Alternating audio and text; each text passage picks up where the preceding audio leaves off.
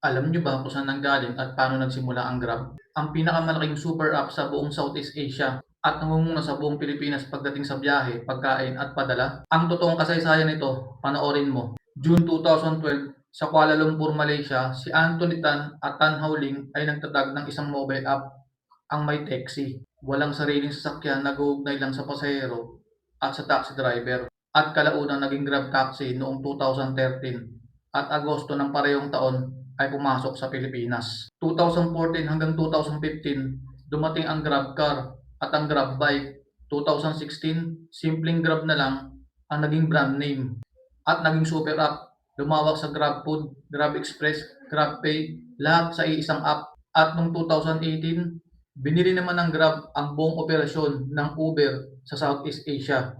Mula sa simpleng app, naging super app at naging bahagi na ng pang-araw-araw nating buhay.